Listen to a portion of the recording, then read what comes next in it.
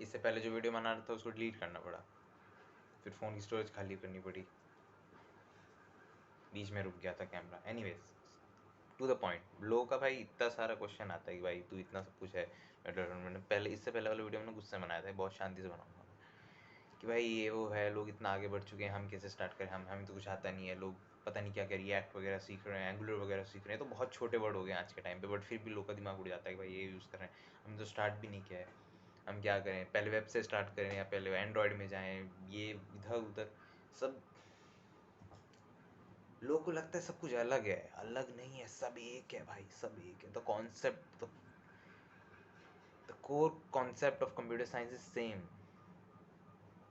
Fundamental, tools are different, concept same है भाई हर जगह। सिंपल सी बात है, नहीं समझ में आ रहा, सब साइड करो, यूट्यूब पे जाओ, लर्न HTML, पहला वीडियो, अंधा अंधा पहला वीडियो क्लिक करो, पूरा देखो, खत्म खत्म। प्रैक्टिस करी होगी तो खून में आ जाएगा वो चीज़, HTML तुम्हारे। नहीं करी होगी तो अगले दिन भूल जाओगे, बात खत्म। सीख लिया HTML, सीखी भी नहीं तो स्टार्ट तो कर दी। इंसान कभी नहीं सीखता भाई, स्टार्ट कर दी ना बस, आ गया, बन गए इंजीनियर, आ गए तुम, 0.0001% आ गया तुम्हें HTML सीख के, इतना ही आया है अभी तक HTML सीख के, इससे ज़्यादा नहीं आया है। अब HTML सीख रहे होगे तो यूट्यूब के बगल में ना ऐसे रिकमेंडेशन आएगा कि भाई CSS करके भी एक चीज़ होती है, इसको भी सीख ले, सीख लो, CSS सीख लोगे, बटन बन गया, क्लिक कर रहे हो, कुछ हो नहीं रहा है, तो गूगल तो करोगे ना कि भाई इस बटन को कैसे काम करवाएं, अपने आप दिमाग चलेगा। भाई क्या सीखे भाई, कौन सी लैंग्वेज सीखा, अबे भाई शुरू तो कर, नहीं करना शुरू, आएगा जावास्क्रिप्ट करके वर्ड आएगा कि भाई तुम गूगल भी करोगे ना भाई, how to make this button usable, workable, कुछ भी तो बताएगा, जावास्क्रिप्ट करके एक चीज़ होती है, you can do, chat GPT आ गया, अब तो रोना बंद कर दे भाई, अब तो रोना बंद कर दे कि भाई ये नहीं सीखा जा रहा, वो नहीं सीखा जा रहा, पैर लग गया था भाई चार्जर। खैर, जावास्क्रिप्ट पहला वीडियो, लर्न जावास्क्रिप्ट पहला वीडियो, पूरा खत्म, पूरा देखो खत्म। HTML CSS जावास्क्रिप्ट सीख ली, फ्रंट एंड तो यही खत्म हो गया, जावास्क्रिप्ट जिंदगी भर सीखोगे कभी पूरी नहीं आएगी, कभी पूरी आ ही नहीं सकती, इतने बड़े बड़े कॉन्सेप्ट होते हैं। शुरू करो, समझ में आए ना आए ठीक है, अगर लग रहा होगा कि भाई नहीं समझ में आ रहा तो फिर नहीं समझ में आएगा, फिर छोड़ दो प्रोग्रामिंग। अगर लगे कि भाई ये तो अपने IQ के ही बाहर वाली चीज़ है, इसका तो एक अक्षर ही समझ में नहीं आ रहा, तो फिर वो इंटरेस्ट वहीं ख़त्म हो जाएगा, ख़त्म होना होगा तो। और अगर आना होगा तो HTML के टाइम पे ही आ चुका होगा। अगर कोई चीज़ रोज़ करने का मन कर रहा है ना, इसका मतलब बनी है तुम्हारे लिए, खुद से अगर मन कर रहा है तो करने का। ठीक है, ये तो बहुत छोटी चीज़ हो गई, जावास्क्रिप्ट सीख ले तो खैर वो तो बहुत बड़ी बात होगी, बट इतना सीख लिया, बटन क्लिक करना, वो सब जावास्क्रिप्ट के जितने भी मेन फंक्शन होते हैं, इवेंट लिसनर वगैरह लगाने आ गए, लूप लगाना आ गया, ठीक है आ गया, एनफ है। अब फिर उसके बाद तुम सोचोगे भाई वेबसाइट बना ली है, तो अब उसको रखे थोड़ी रहोगे, दिमाग में आएगा ना कि भाई बंदे को होस्ट भी करना है, मुझे कहीं डालनी है, फिर अपने आप समझ में आएगा कि ऐसे नहीं डाल सकते HTML फाइल को कहीं भी, उसके लिए चाहिए होता है कुछ बैकएंड, चाहिए होता है बैकएंड करके वर्ड कहीं आएगा, उसके बारे में रिसर्च करोगे तो फिर पता चलेगा बैकएंड के लिए अलग प्रोग्रामिंग लैंग्वेज सीखनी पड़ती है, बैकएंड की लैंग्वेज ही अलग होती है, कॉन्सेप्ट ही अलग होता है पूरा, फ्रंट एंड तो इतनी सी छोटी सी चीज़ है। फिर आएगा पाइथन वगैरह सीखोगे, फिर जावा सीखोगे, जावा तुमसे सीखी नहीं जाएगी, लोगों से भाई बड़ी चीज़ें थोड़ी करी जाती हैं, है ना, जावा वर्सेस पाइथन, पाइथन चूज़ करो, पाइथन तो प्लेन इंग्लिश लगती है मेरे को लगती है, मैंने जब स्टार्ट की थी पाइथन सीखनी तो वैसे, छोड़ो ब्रैग नहीं करेंगे 15 मिनट में सीख ली थी मैं, खैर तो काफ़ी टाइम से करा था। फिर उसके बाद पाइथन सीखोगे, या पाइथन सर्वर, वो अपने आप आ जाएगा भाई, तुम्हें अपने आप समझ में आ जाएगा,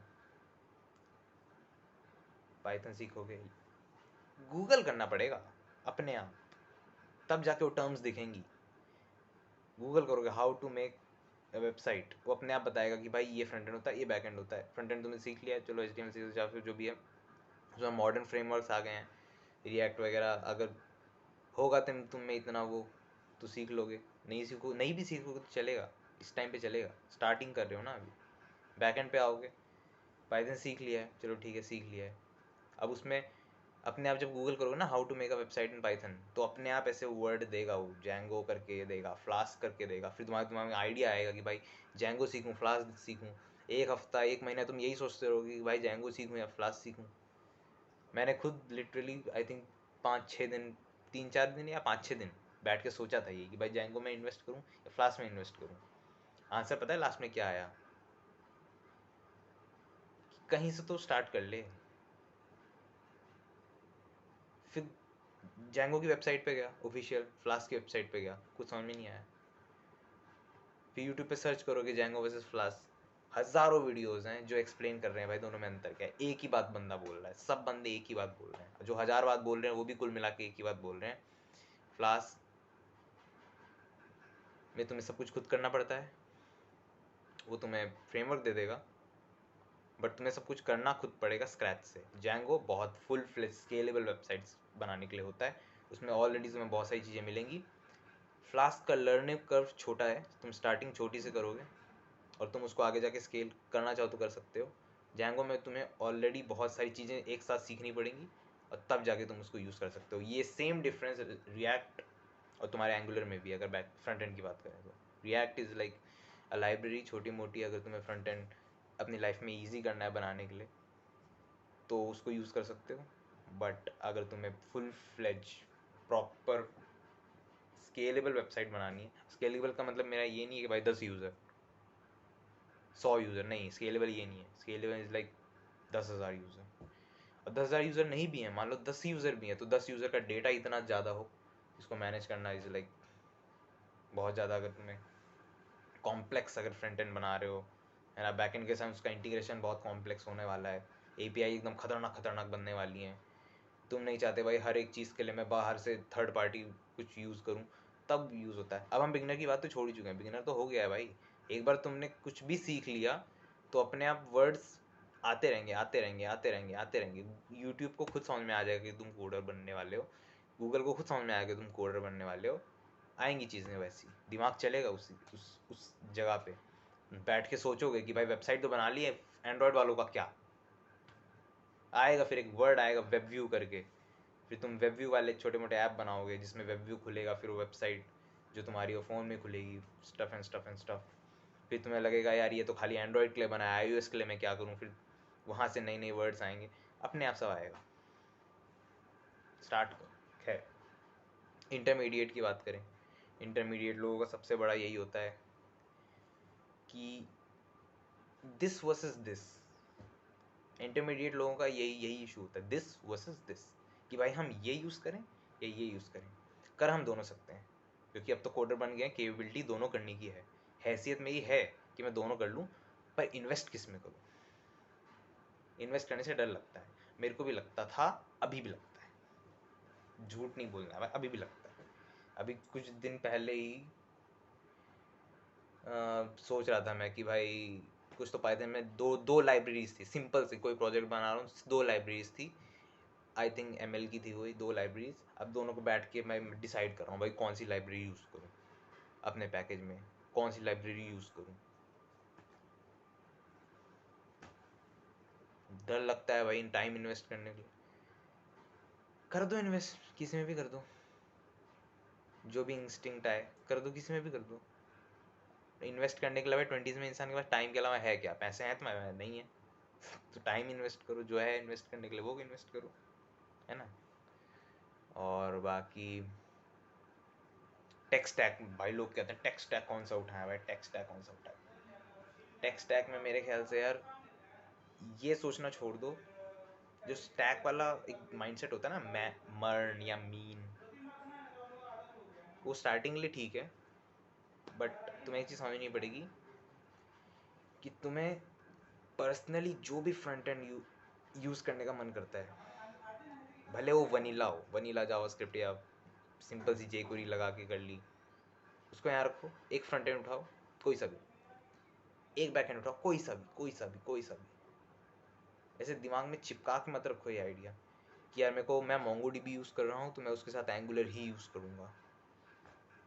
वियर्डेस्ट से वियर्डेस्ट कॉम्बिनेशन उठा सकते हो तुम, अगर तुम्हें है इतना कॉन्फिडेंस कि तुम आगे जाके चीज़ें संभाल लोगे, जो कि तुम्हें संभालना सीखना ही पड़ेगा, है ना। क्योंकि भाई स्टार्टअप्स तो क्रेजी होते हैं भाई, कुछ भी, जैसे स्टार्टअप आगे बढ़ता है ना, उनको लगता है कि यार अपने को ये भी यूज़ करना पड़ेगा, ये भी यूज़ करना पड़ेगा, ये भी यूज़ करना पड़ेगा, उसके हिसाब से जो भी उनका कंज्यूमर होगा, या जो भी क्या बोलते हैं, रिक्वायरमेंट जो भी उनकी रिक्वायरमेंट होती है उसके हिसाब से, है ना।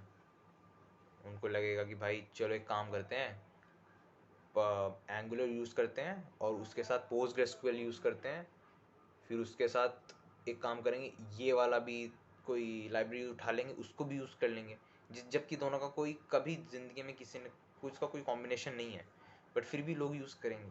तो स्टैक का कोई ऐसा फिक्स नहीं है कि तुम किसके साथ क्या यूज़ करोगे।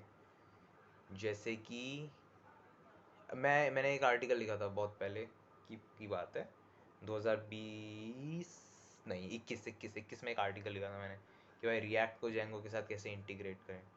और मेरे ख्याल से मेरा पूरा साल का सबसे बड़ा प्रोजेक्ट ही यही रहा था कि भाई मैं इन दोनों को इंटीग्रेट कैसे करूँ। इंटीग्रेशन में मतलब मैंने इतनी सारी चीज़ें एक्सप्लोर कर ली थी, इतनी मेच्योरिटी आ गई थी भाई मेरी वेब डेवलपमेंट में, सिर्फ उस चीज़ पे रिसर्च करके। बहुत छोटी सी चीज़ है, किसी सीनियर से पूछोगे तो कहेगा भाई तू क्या फट्टू है, तूने इतना मतलब इतनी ज़्यादा रिसर्च तू कोई कैसे कर सकता है इतने छोटे टॉपिक पे। बट मैंने किया क्या था, बेसिकली मेरे को ये अंडरस्टैंडिंग हुई थी कि तुम कोई भी चीज़ को कोई भी चीज़ के साथ इंटीग्रेट कर सकते हो अगर तुम्हें उसका कोर कॉन्सेप्ट पता है। तो ये एक चीज़ होती है, ठीक है। तो ये मत सोचो कौन सा स्टैक उठाऊँ मैं, ठीक है। कौन सा स्टैक उठाना वैसे तो बहुत बड़ा डिसीजन होता है, अगर तुम किसी स्टार्टअप के लिए कोई बड़ी चीज़ के लिए ये डिसीजन ले रहे हो। लेकिन अगर छोटा मोटा पेट प्रोजेक्ट बना रहे हो तो भाई क्यों सोच रहे हो भाई, तो कर लो भाई कुछ भी, है ना, कोई भी उठा लो। और अगर तुम्हें लग रहा है कि भाई ईजिएस्ट उठा लूँ और उसमें गिल्ट हो रहा है कि यार मैं ईजिएस्ट उठा रहा हूँ, फ़र्क नहीं पड़ता भाई, उठा लो, ईजिएस्ट उठा लो, कोई फ़र्क नहीं पड़ता। और